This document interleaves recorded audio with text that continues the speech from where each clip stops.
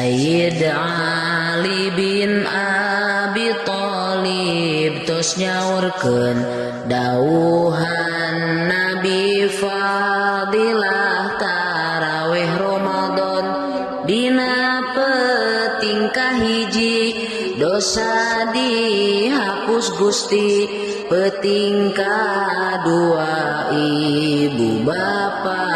ge sami, katilu malaikat handap aras nyarebat yen dosa anu ditobatan bakal diliwat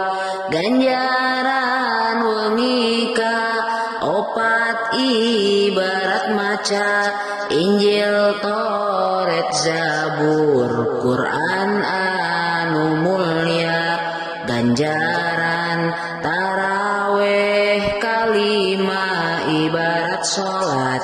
di tanah haramain Masjid Aqsa kasebat kagenep ibarat tawaf di Baitul Ma'mur sadaya makhluk mang istighfar keun teratur katujuh sareng Nabi Musa bakal wawuh nulungan ngelehkeun Fir'aun Haman ngamusuh fadilah kadalapan urang bakal dipasihan naonu ka Nabi Ibrahim disanggakeun fadilah kasalapan dibales saperti ibadah